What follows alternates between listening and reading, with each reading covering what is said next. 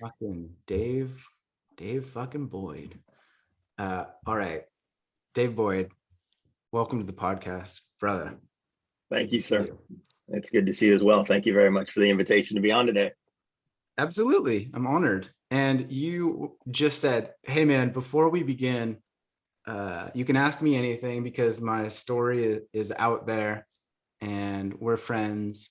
And you should quickly Google David Boyd, Raleigh PD, because I am on the front page of Fox News, something to that effect. And I was like, what? No, I don't want to Google it. It's like, you could just tell me what you're talking about as a way to introduce yourself to the audience. So what are you talking about? Yeah. So I guess start off real quick. Dave Boyd, I live just outside of Raleigh, North Carolina. Currently, I'm a former law enforcement officer, Marine Corps veteran. I currently work as a men's coach and help lead Man UNcivilized with your good friend Traver Boehm. Did a decade in local law enforcement here in the central North Carolina area between two departments. And it, to the point about my story, is pretty public. If you Google Officer JD Boyd, Raleigh PD, you can find plenty of stories about me and plenty of stories about an incident that took place back in 2014, where a guy tried to kill me while I was on duty. And about a year later, we ran into each other in the street and made up. And I made a fake Facebook post about it, and it went kind of viral around the world. A couple of days later, I was on Fox and Friends that morning. It's all out there if you're interested in reading a little bit more about it. So do you mind just telling that story? Because you said some cool stuff, which was this dude tried to kill me and then we made up and I was on Fox News talking about it. Like, Yeah, I can fill in some details there. Yeah. So I was a patrol officer in Southeast Raleigh for about 7.5 years after I left the military. And I was on patrol one day, sitting on the side of a road. I was actually saw somebody walk by that I thought had an outstanding warrant for their arrest. And so I pulled over and pulled up their name and saw that they didn't have a warrant for their arrest. And while I was sitting in that parking lot across the street, I saw a fight break out between a man and a woman. And so flipped my blue lights, drove over the median, drove over the grass, got into the parking lot, jumped out of the car, yelled at him to break it up. And at this point, I thought they were just in a fist fight, right? I saw him swinging at her. I saw the woman ducking. There was another woman trying to break him up. And when I got out and yelled, "Police, stop, don't move," something along those lines. I don't remember exactly the words at this point. It's been a while, but his attention turned to me, and the two women were able to turn and run. And he came towards me. And at that point, I didn't know that he was armed with a knife in one of his hands. And he came at me and started trying to fight me. And he swung his right hand over the top of my head, or at my head rather. And I ducked and put my hand up next to my head with my elbow up to kind of block his hand. And his hand glanced off the top of my arm and off the top of my head. And I backed up, threw out my baton, hit him with my baton a few times, had absolutely no effect whatsoever on this guy. Just stood there and took it. And then I was swinging for the fences, for lack of any better term, after he tried to hit me. And so I struck him. For those listening, like, Dave Boyd is a fucking unit. Like, you're a big dude, right? You're not like me. Like, you're jacked, man. So Yeah. That's a big impact that you're throwing at this dude. So just for a little context there. Yeah. And so, I hit him a couple of times and, told him to get down on the ground or get back. And then didn't have any effect. And so I stepped back a couple of paces and looked down, like tunnel vision sets in when you're in a traumatic incident in a fight. And so when I stepped back, I was able to expand my view just a little bit. And I saw that he had a knife in his hand and it was dripping with blood. And at that point, I didn't know whose blood it was. I didn't know if it was my blood. I didn't know it was his blood. I didn't know if it was the woman he was fighting. And at that point, I was like, oh man, like, this is way more than I thought it was. And I pulled out my gun and I stepped back, created some distance, because the guy was armed with a knife and he just tried to stab me. Now I figured that out. and started giving him commands, drop the knife, get down. And this is where things like my spidey senses started going off. I was like, this isn't normal. This isn't right. Like there's something more to this situation. And he started talking like, just shoot me, kill me now. And that's when I was like, okay, this guy is trying to suicide by cop. He's trying to not take his own life and force me to do it. And so I got on the radio and called for backup. A couple other officers finally got there. We were kind of in a standoff where we're yelling at each other. After a couple other officers got there, he finally dropped the knife and got down on the ground. We were able to take him into custody. And so he had, and I was covered in blood too. Like I had blood all over my uniform and blood all over my hands and head and all that kind of stuff. And I still didn't know what was happening because my adrenaline was like jacked through the roof, right?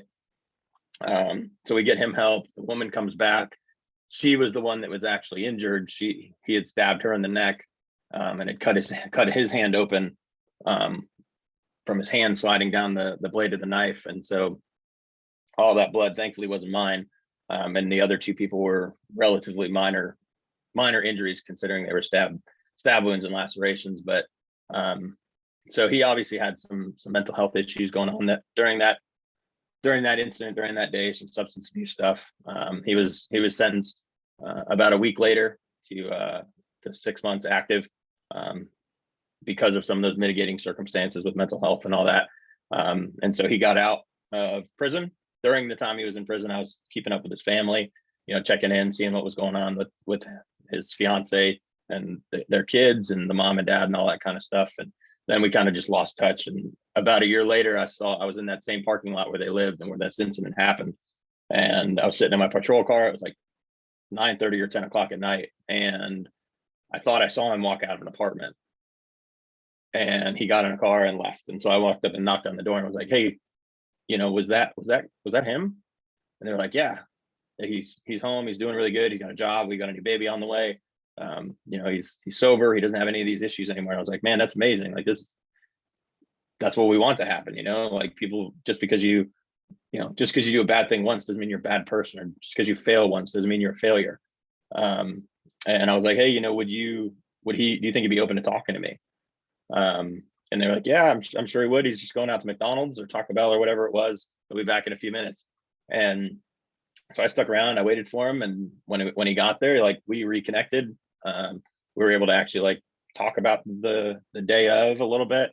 Found out we actually went to high school together back in the day. And then, this crazy circumstance brought us back together. But we took a picture together at the end of it. And I had a Facebook page that I used to interact with the citizens on my beat.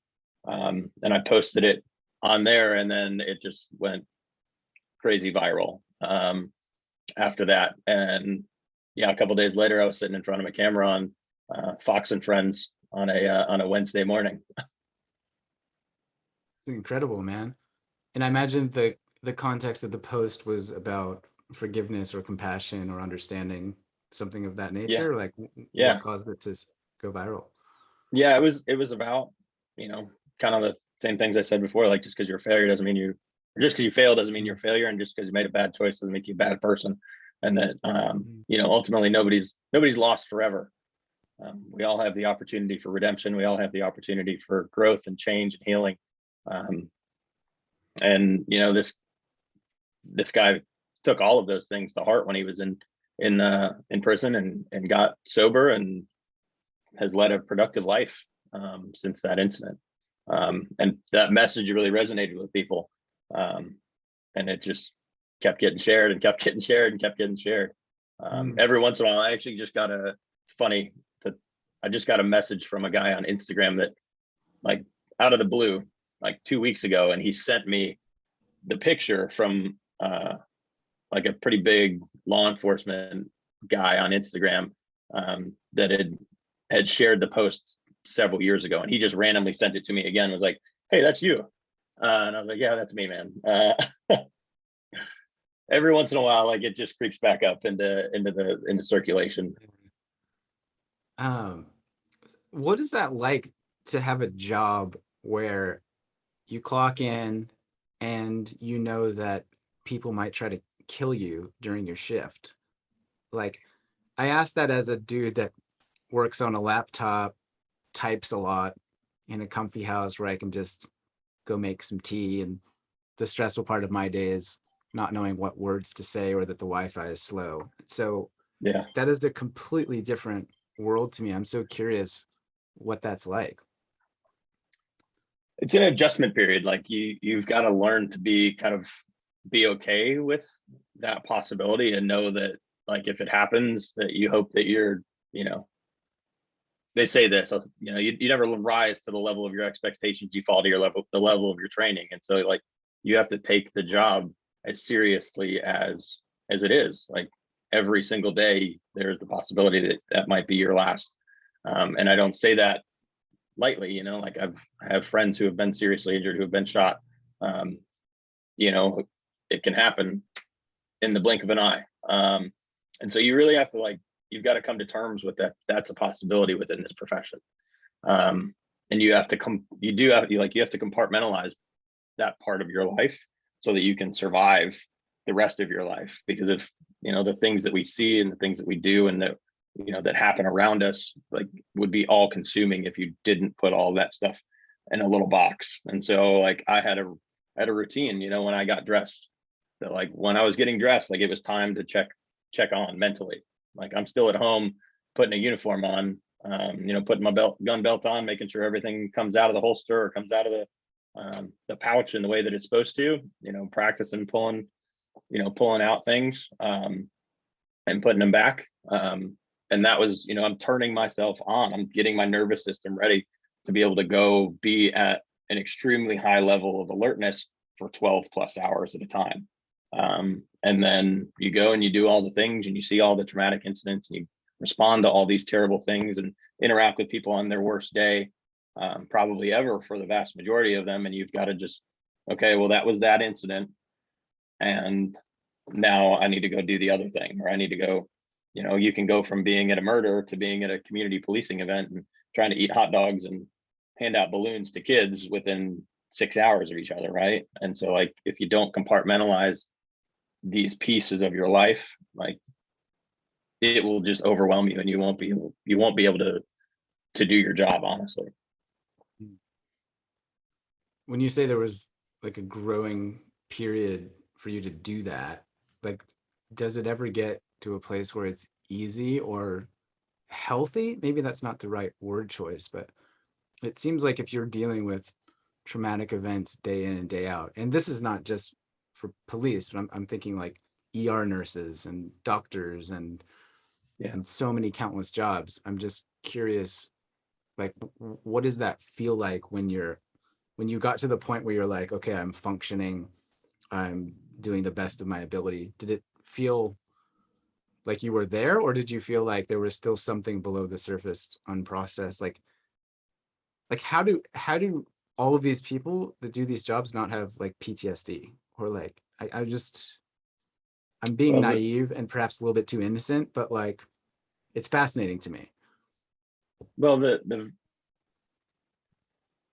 I I don't want to speak statistics because I don't want to give out wrong numbers, but there are a vast majority of people in first responder professions, myself included, you know, that do suffer from PTSD or suffer from undiagnosed PTSD.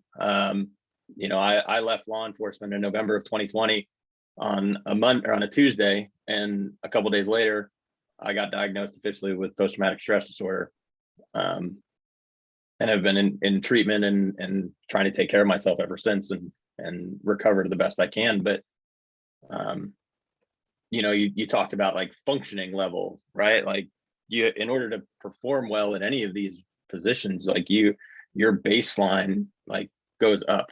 Like, you spend a lot more time at, you know, a 15 out of 10 than you do a 10 out of 10 for the average person. And so that baseline kind of bumps up. But one of the biggest problems, honestly, and is that, you know, the people in these professions, whether it's law enforcement, 911, fire, EMS, emergency medicine, you know, like, the shifts that we work, they don't allow for proper recovery. So you go up to 15 at an incident or in a surgery or a response or something like that, and then you stay there for a while, and maybe you go back down on your shift, maybe a 9 or a 10 or an 8 at lowest, and then you go to another one, and you go back up to a 15, and then you go back down, and then you go back up, and then you finish your 12-hour, your 14-hour shift, and then you come home and you crash like super hard. And like all throughout that time frame, your adrenaline levels are going up and down, your cortisol levels are going up and down, all of these hormones are getting dumped into your system. And realistically, it takes 48 to 72 hours, for like all of those things to dissipate from your system, and for you to kind of come back to like a regular baseline of like, like the regular human existence of ups and downs, rather than the extreme highs and the extreme lows that you suffer when you're off duty. And so learning that piece, for me personally, that was a huge piece of the puzzle. I think I learned that from Dr. Gil Martin in Emotional Survival for Law Enforcement, is learning how you can recover better through sleep and exercise and diet and meditation and, all those wellness practices, so that I could try to get myself back into that normal range as fast as I possibly could. Because you spend so much time high and so much time low. And usually you're only off between 48 and 72 hours, and then you cycle, you go back on that cycle. And when you're working back-to-back days, you're 12 hours on, 12 hours off, 12 hours back on, 12 hours off.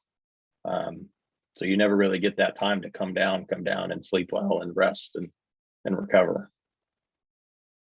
Because even when you were having a quiet moment on the job, like you said, you were sitting in a parking lot, checking out some guy's ID or something like that, and then immediately it kicks off, and 3 minutes later, your life is threatened. And so it seems like there's this perpetual activation of your nervous system to be ready at any time for anything.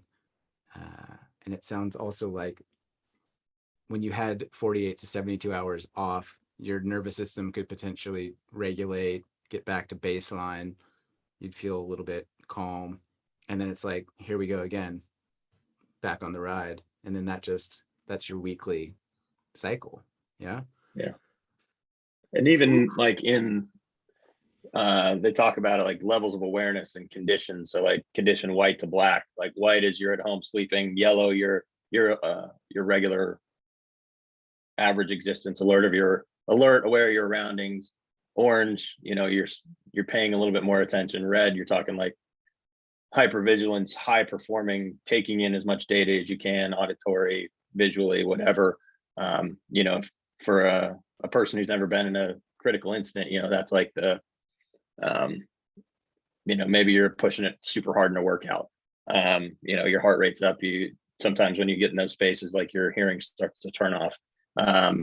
Your body's focusing just on its primary functions, and you get rid of all the excess noise. And then condition black, where like you're overwhelmed and your nervous system is overwhelmed. And a lot of times by the time you get home from that 12-hour shift, you're like edging into that condition black, and you're just like, oh God, all I want to do is have a beer and check out, or play video games and check out, or just pass out, and not have to do anything. So how was that for you then to maintain your relationships or being a parent? Like, you had a wife and kids at that time? Yeah. Like, so you would do that, that's your day job, and then you get home and it's like there's a whole bunch of other needs and energy required and attention and focus, etc. I mean, like, that sounds so challenging to me. Like, how did you do that? How does that work or not work? Yeah, well, not work in a lot of cases. The divorce rate in the first responder, military, emergency medicine is through the roof, absolutely through the roof, because the jobs do require like everything from you. Your on time, your off time. Like when you're specifically when you're a cop, like when you're off duty and you're out in public, like most of us are still carrying a firearm. So we're still like in that condition orange level of awareness, watching people's movements, those kinds of things. For me personally, it was like, I got real heavy into physical fitness for a long time. I was, running multiple days a week, CrossFitting multiple days a week, riding bikes. That was what was helping me regulate my own nervous system and regulate my own thoughts. But it's hard. I would be lying if I said that I did it. My wife did the vast majority and held this family together for quite a number of years. Like when the phone rings and they say, well, you got to come in. Well, you got to come in. You don't really it's not like a normal job where you're like, no, I'm not coming. I can't come right now. It's like, okay, well, they said I got to be there. You got to, then I'm getting in the car, getting my uniform and rolling out. So the spouses and the children, they bear a large brunt of this as well, and I would be lying if I didn't say that there were days that I snapped and said things I shouldn't have said, or that I yelled and, acted in ways that I'm not proud of now. But I know a lot more about how my nervous system responds to things now. And I know a lot more about the cycle. And I think that's something that every person in one of these professions should know about. And unfortunately, it's not common knowledge. Is there training in some of this stuff before you get hired or before you get on the street? Like, do they talk to you about nervous system regulation or not at the police trauma departments that I worked at? We had when I was in the academy, we had an officer who came and talked to us about meditation, but most of us were 21 to 25-year-olds, and like, who's this old guy talking about sitting here being quiet, right? Then here we are, 15 or 12 years later, and I'm like, man, I can't get through a day without meditation, right? I should have listened to that crazy old guy who took his tie off and unbuttoned his top button and sat in front of the room and was just quiet for 15 minutes with us. Yeah, like, you are the crazy old guy now, man. I am the crazy old guy. They play this podcast in an academy, I'd get laughed out of the room. Yeah, so maybe time is changing things, and maybe now there are places that plans are underway to provide more mental health support, emotional support, etc. Oh, I would absolutely agree with that. First responder suicide is an epidemic. More firefighters and police officers die by suicide every year than are killed in the line of duty. And when we think about like the trauma that they're exposed to day in and day out, and the development of depression, substance abuse, PTSD, all of the anxiety, all of these things,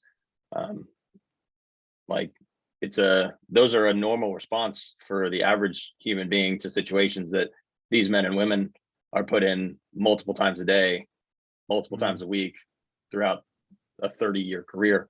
But I would definitely agree with you that that departments are taking note of that, and they're learning from these things, and they're trying to do better.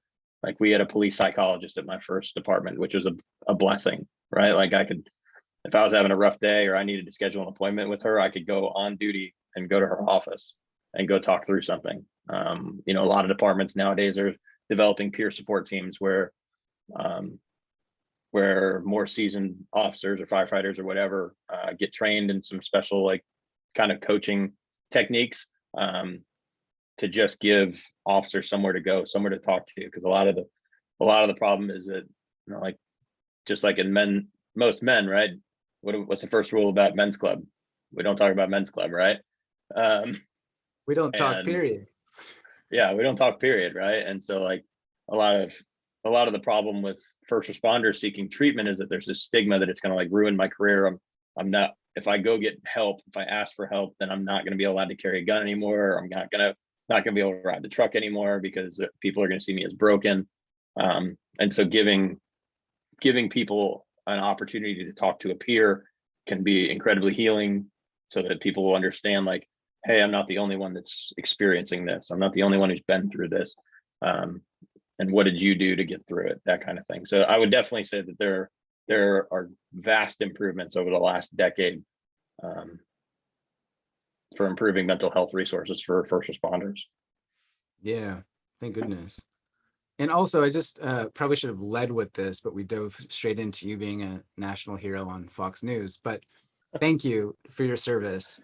and all that you have done. I know that you were in the military also, and I don't feel like first responders get the gratitude and thanks that they deserve for like the selflessness and the bravery that they exhibit daily. So on behalf of me and like a couple thousand people listening, like thanks, man. Thank you, Jeremy. I appreciate that, brother. Yeah. And I know that you worked as a 911 operator, and I have approximately a million questions about that. Like Yeah, man. last Let's night, let's talk about it. last night I was saying to Kendra, we were making dinner, and I was like, yeah, and like Dave worked as a 911 operator. And she said, like, what's even the training for that? Like, who do you talk to when you call 911? I'm like, I know. And like, imagine the stories they have and like, how do they deal with that?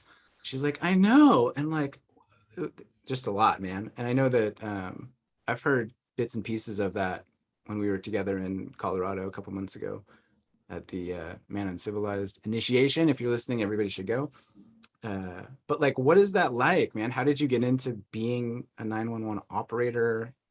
Like, just tell me all the things, basically. Yeah, yeah. So after I left the Marine Corps, I wanted to get into firefighting, and went through the process in a couple of places and made it all the way to the end. And then it was like, well, we're going to hire our volunteer that we already know about. And I was like, man, well, maybe that's maybe that's the ticket. Like, I need to get involved with the department in some way, so that my name's out there and they know who I am. And so I saw a job posting for 911, and I was like, eh, we'll give it a try. This is maybe an in for the Raleigh Fire Department. And so I applied, got in, went through I think it was like a 5 or 6 month long academy, where you're learning how to run the computer aided dispatch system. You're learning how to run the radios, how to talk on the radios, how to enter. Like the computer aided dispatch system is like a beast of a computer program. It's like, if you're good at Excel, you'll be really good at CAD, but also running the. That's you, Jeremy. You're in Excel. Love a spreadsheet, man. But 911 operation seems on another level. Yeah. So, and that's the thing. Like, sometimes you're on the phone with an emergency, and you've got a unit that's calling on the radio, and you're trying to type in the computer all at the same time. Life gets a little hectic when you're there. But yeah, so it took the academy, and then went out into training, where you sit with a training officer for about 6 months, and they make sure that you know what you're doing, and that you can keep up with the pace that's required. And sometimes you're answering 150 people's emergency on the worst day of their life, every single day, amidst the like, hey, can you send the police because this dog next door won't stop barking, or those kinds of monotonous, they're menial tasks as well. It was a hard job, physically, emotionally. There's not a lot of closure that comes for most 911 dispatchers. So you're talking to all these people having these terrible things happen, and then you're just like, well, I got to pick up the next phone call, and a police officer, a firefighter, EMT is going to go deal with that. And one of the most traumatic things that ever happened to me was, it was actually as a 911 dispatcher. I've been like my whole life from start to finish is kind of a revolving door of different traumatic incidents, and developing resiliency to rebound from those kinds of things.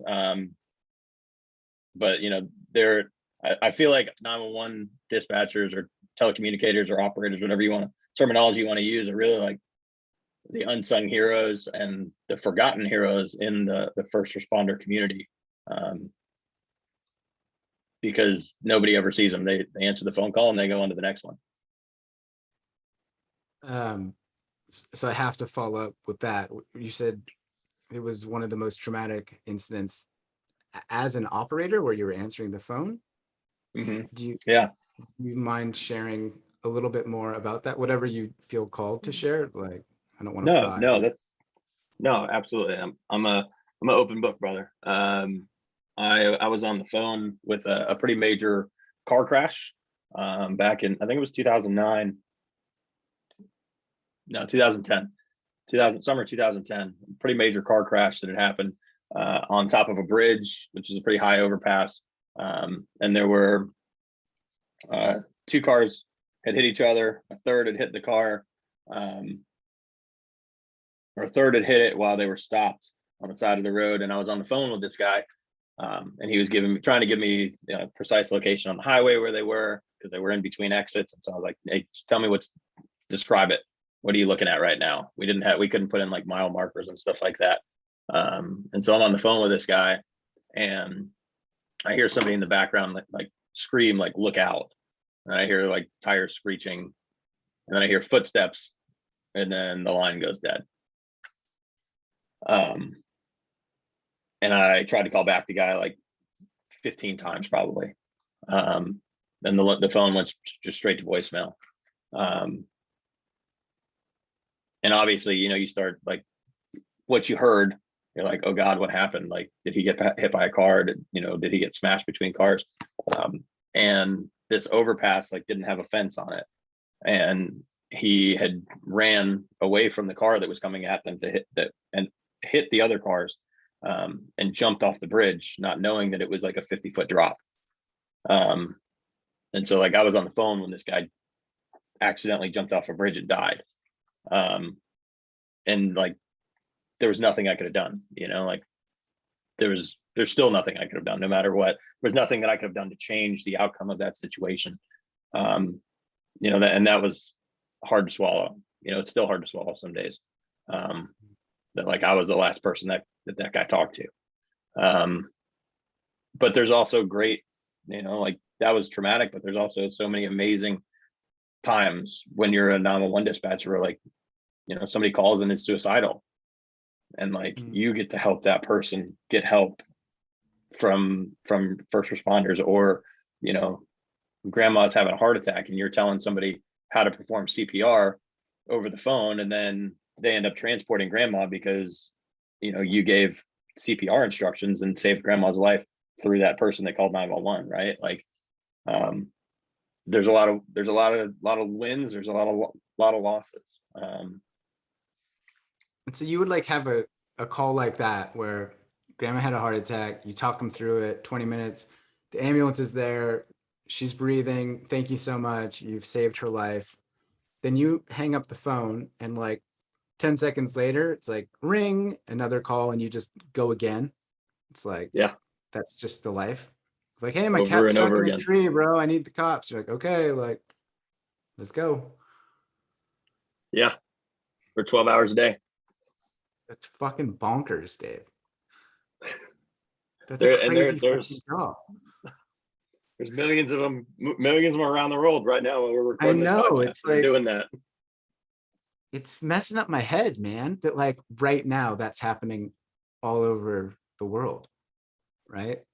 How has that experience shifted your relationship with mortality? It's a really good question, Jeremy. It's a really good question. If I'm big bucks, Dave. I know, bro. If I'm being honest, man, like there was a long while where I was just like, yeah, if it happens, it happens, right? That's kind of the mindset you have to understand and accept. When I had my second kid, I had a very very difficult time wrapping my head around the possibility that I might pass away at work. It changed everything for me. And I was actually, honestly, I was sitting in my office at school. I was reading the book To Be a Man by Robert Masters. And within that book, there's 3 chapters successively on anger, aggression, and violence. And they're talking in one of the chapters about conditioning young men to do violence on behalf of the government. And they're talking about how you condition young men in boot camp to go be violent, right? And I'd always thought like, oh man, like it doesn't have anything to do with me. Like that didn't happen to me. Just complete denial about it. And then I read this book, and I was just like, well, shit, that happened to me. And I had a breakdown like in my office when I was working as a school resource officer. just like kind of frozen, stuck to my chair, and called Traver and was like, I don't know what to do with this. I don't know what just happened. And he was like, he walked me through it, and we ultimately came to the conclusion. It was like, you no longer are willing to perform violence or accept violence on behalf of anybody else, on behalf of the government, on behalf of people outside of your family. And I was just like, that makes absolute sense. Like, I want to be here for my kids, and I want to be whole, right? Like, I don't want to be the guy that's on the roller coaster. I want to be here and be present, and, you know, be a good father, be a good husband, and not be reactive, and not be, you know, stressed out all the time and worried about and hyper vigilant and all these kinds of things. So I guess the short answer is, it, you know, it at the beginning, like, I was just, you know, nonchalant about it, but the farther I got into my career, the more worried about it I got, honestly. I think I have a much healthier relationship with death and mortality these days. And, you know, part of that's been the development of my own, you know, transcendental meditation practice, and studying, you know, Buddhism and those kinds of things, and understanding karma and all that kind of thing, which I just wasn't mature enough for back in the day. Yeah, I relate to that also. And part of me believes that it's also part of this like ripening process as humans, where you get a little bit older, death becomes a little bit closer, more intimate. You start knowing people that have passed away. You start feeling older. It's a little bit more confronting. Yeah. All It right, hasn't stopped man. me from doing Well, anything stupid, though. You know that. I mean, it's I launch like, myself yeah, down a mountain pretty regularly, and yeah, but that to me feels more like a conscious decision to utilize or maximize your life, right? Mhm. Of like, and maybe as a substitute for the extremes that you were used to when you were working in those various jobs, the high highs and the low lows. Yeah. But Yeah, they call. I was talking with a guy that's retired special forces, and he was like, "Yeah, we call that chasing the dragon, right? Like, um, I need that adrenaline rush to feel alive at some points of my existence still. And, you know, mountain biking for me is my escape. It's like, I don't have to think about anything else, because if I think about anything else, then bad things happen. Like, I have to be 100% focused and in the moment in order to be successful as a mountain biker. right. And so when you're fully present, you're not giving yourself the chance to catastrophize the future or worry about the future or dwell on what happened in the past. You're just like Yep. in it. Yep. Yeah.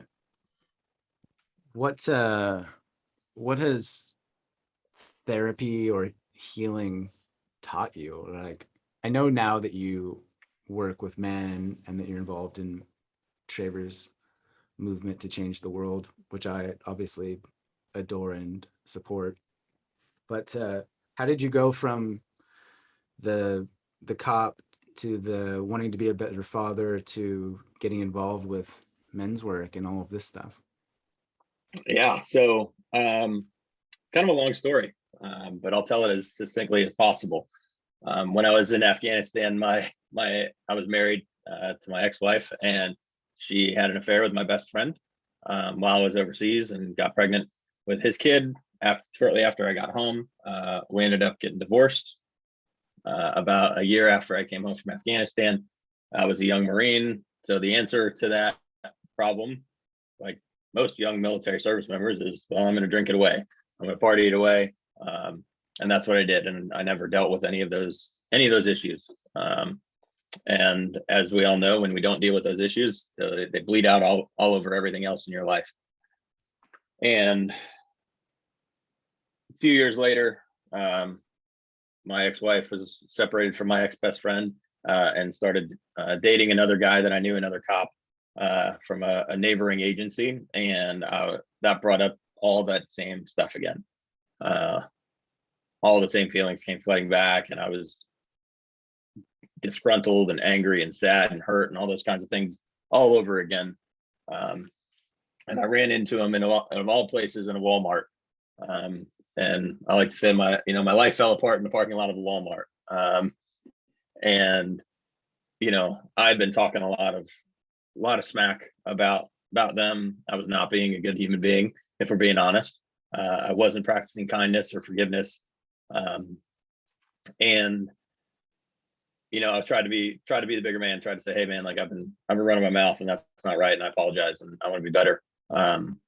And the apology wasn't received in the way that I wanted it to be, or I hoped it would have been. And they didn't have any obligation to receive that apology in the way I wanted them to. And down the rabbit hole we went of all the unexpressed and unmoved and unfelt emotions from 8 or 9 years later, or 8 or 9 years earlier.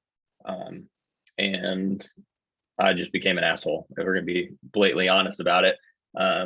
I was a jerk to my wife. I was a jerk to my kids. I wasn't showing up the way I needed to at work. And I'd heard Traver on the old Squad Room podcast back in the day, back when Traver was like just getting into divorce coaching. And I told my wife, I was like, man, I really like this guy, Traver Boehm. He's got a lot of really cool things to say on this police podcast. And a couple months go by and my wife, Jenny, is like, tired of your shit. You need to call that Traver guy that you heard on the podcast. That wasn't exactly the words, I might be paraphrasing the conversation a little bit. I love you if you're listening to this, babe. And that was the summary of like, hey, here's a line in the sand. I've reached my maximum. You need to make some changes. Yeah. And so I did. I reached out. I worked with Traver for a few months as a private client. We developed a really good relationship and he helped me heal all of those old wounds. And I was like, man, all these old wounds and all this trauma from law enforcement and growing up and the military and divorce, like I have an opportunity to help other men that are suffering, right? And to put it in a way that you shared with me a couple months ago in Colorado, like if my story, not sharing my story, is causes someone not to be able to heal, then that's cruel. And I really took that to heart. And that was just a few months ago, but I've kind of been operating under that principle of being able to share my story and help other men since I was helped myself by another man. And I saw the power of men's work and the power of connection and community.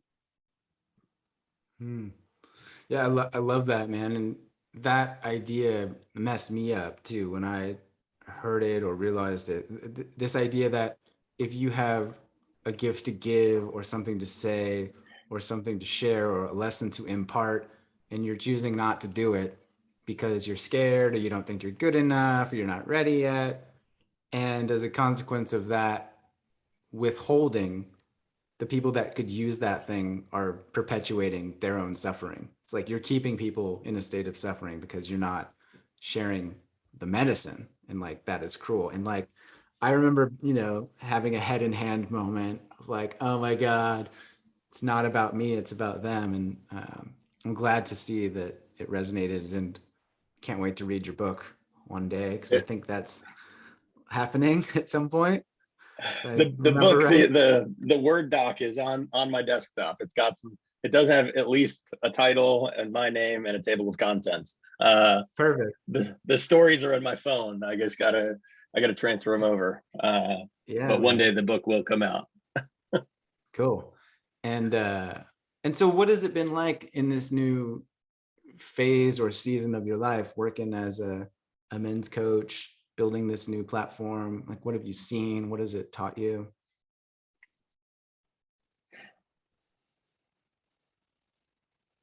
I would say that the biggest thing is like all men are hurting, right? All men are hurting in some way.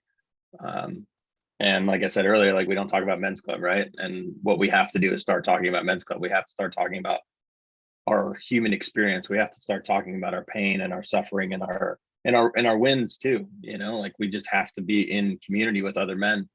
And if we don't, then we're just going to stay in that downward spiral. We're going to stay in that isolation. We're going to continue to be that nice guy. And the kind of the interesting thing for me is like, I'd always thought of like healing and all of that as like this linear, like step 1, step 2, step 3, and then you get thrown down the flight of stairs repeatedly and you're like, damn it, I thought I dealt with that. Oh, well, I didn't deal with it in this context. And so now it's showing back up. And Um,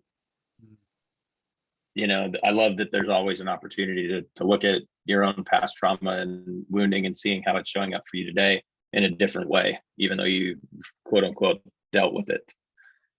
Yeah. What is your response to the standard question that I'm sure you receive often, because I do, and I know lots of other men do, which is, how do I get my man to blank?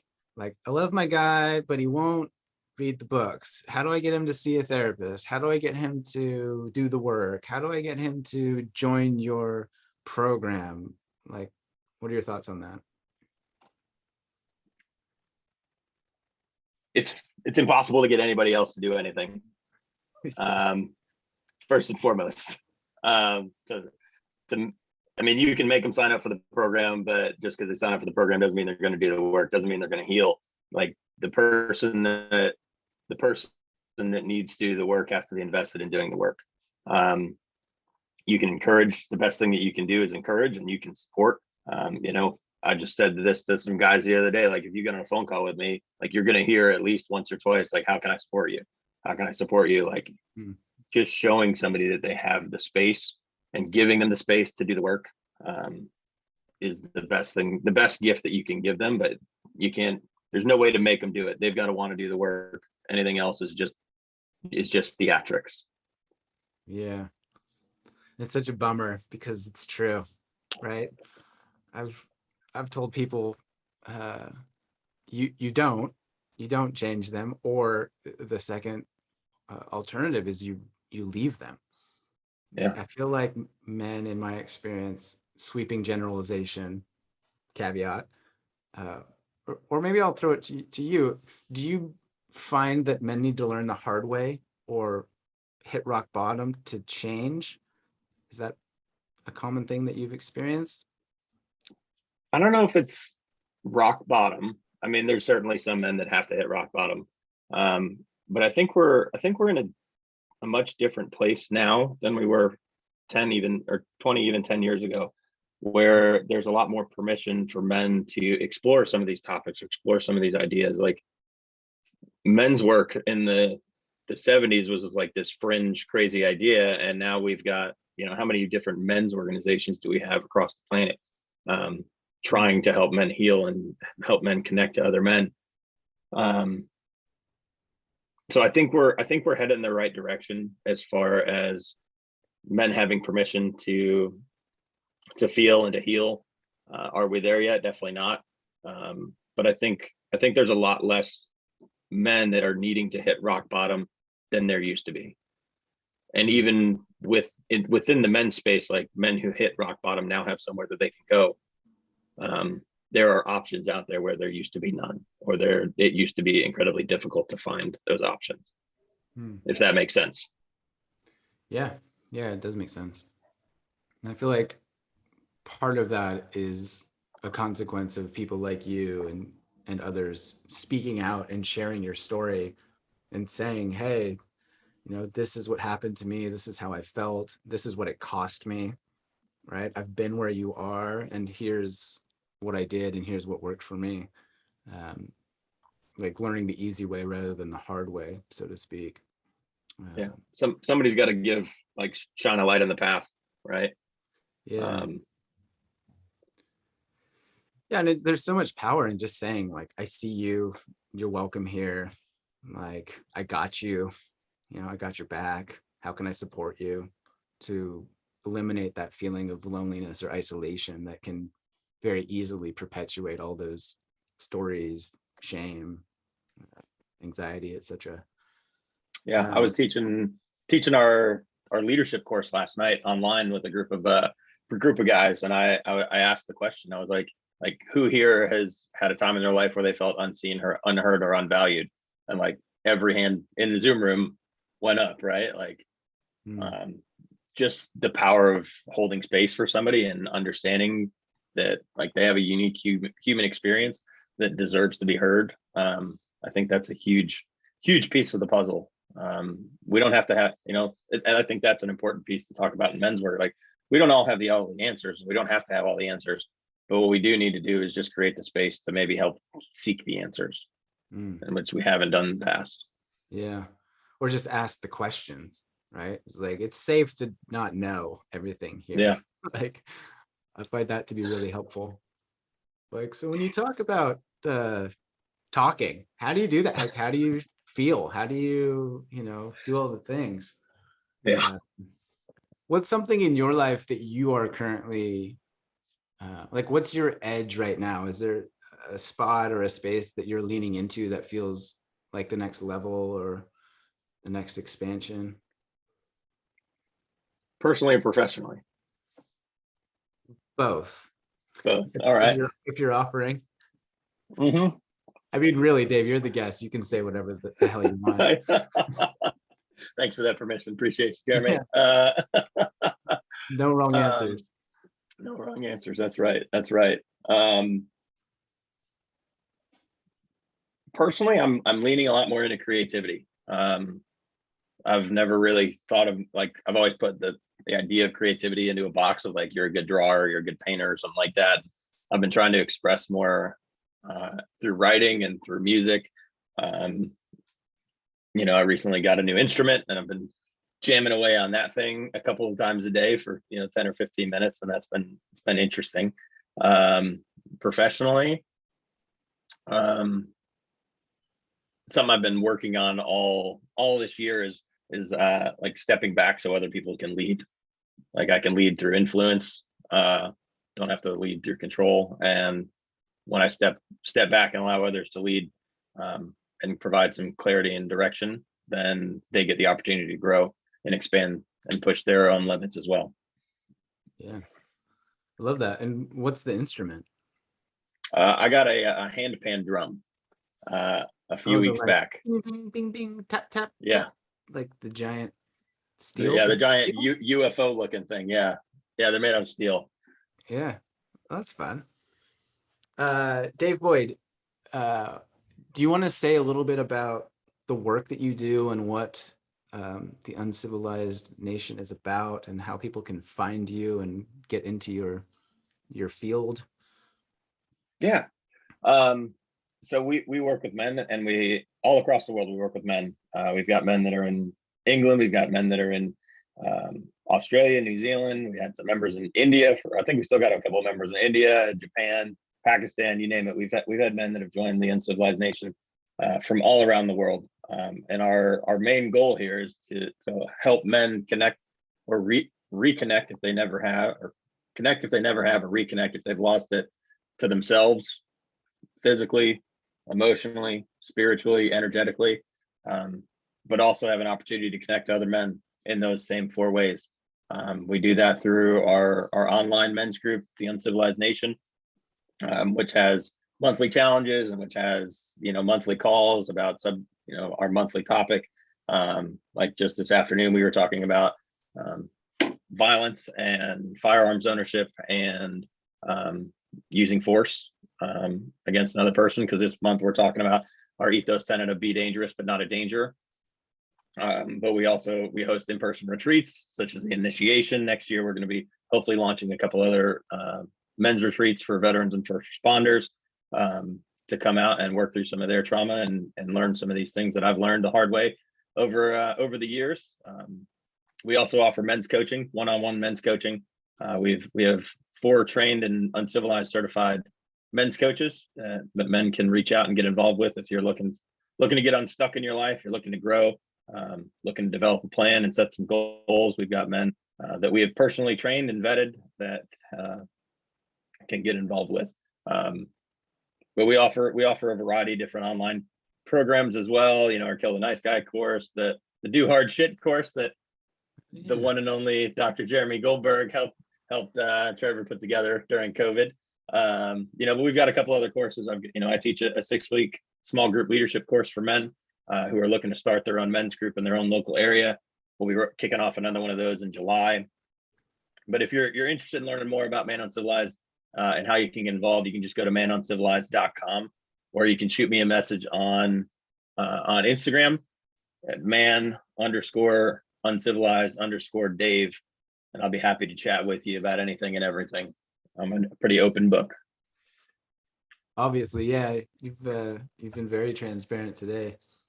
And I would add to that, one of the perks or the advantages I see to what you guys are building is the ease of getting involved. So you can book a call, have a chat. There's an app that you can join for like a monthly fee that is affordable. And in the app, there's like, oh, I'm always getting pinged in that thing, man. There's like calls and meetups and groups and different subheadings related to sexuality and books and fitness. And it's like, what's happening is that there's a community that's slowly growing, and within that community the diversity is also expanding. And so I found that it's quite easy for people to their little find their people, so to speak. It's like, oh, you're also in this region and you're interested in, I don't know, cats and Buddhism, like I got you, like we can connect. Maybe that's a bit of an outlier, but uh, I think that it is, for men, in my experience personally, and like working with men, it can feel difficult as an adult, especially to like make new friends and to make new community in a way that feels real and authentic and vulnerable, because that equals terrifying. And everybody that I've come across in that community is big-hearted, welcoming, stand-up dude who is who's humble enough to accept help and gracious enough to offer it when required. So Yeah, that's it's my the little plug. for me, it's the only place I've ever gone where everybody wants to see everybody else win. There isn't a hidden agenda. There isn't a backhanded comment. There isn't any of those kinds of things. Like I just want to support men, and I want to see men do awesome shit Yeah. in the world. But bro, I was told that it was a cult. Yeah, Is it we're like not? a D minus. We're a D minus cult though. Like you can go on the Uncivilized podcast and hear Traver and I rap about how we're a D minus cult as well Yeah. too. You guys are just a bunch of terrible cult leaders We got masquerading cool. as. We got really cool t-shirts though, bro. Really cool t-shirts. Oh shit! Yeah, the merch game is fire. Am I wearing one? No. Yeah, there's shirts, beanies, pillows that say, what is it? Your cock is medicine, something like Yep, that. yep, yep. Yeah, you guys are crushing, and long may it continue. I'm stoked to be involved and to be a participant as well. Yeah, we're glad to have you, brother. Dave Boyd, is there anything we haven't touched on that you're like, Jared, I can't believe you didn't ask me this, or I didn't get a chance to communicate that? Anything that comes up, or any words of wisdom No. to leave with, or are we good? We hit it. Words of wisdom to leave with. It's a good question. It's a really good question. No, I What think would we're good. you? I'm gonna. No, Sorry, we're go not ahead. good yet. No, now We're we're not good. going again. What Now we're would going again. All right. what another way to phrase that would be like, what would you tell yourself, 15 years ago, 10 years ago? What advice would you give There younger we go. you? Get to know yourself better. Get to know who you are, who you truly are, and who you want to be. Don't let the outside world define who you are. Expand your worldview, especially in law enforcement. Like the whole world is like your one little town, your one little city, and you forget about everything else, and everything you deal with in your one little town, your one little city is bad, right? Nobody calls the police because they're having a good day, and so your worldview gets shut down. Yeah, I would definitely tell myself to get to know myself better, be curious, and do everything I could to expand my worldview. Amen. All right, brother. Thanks so much. Appreciate you. Respect you. Long may you and this work continue. Thank you for showing up so openly always. Yeah, you as well, sir. Thank you for the opportunity. Look forward to talking again soon.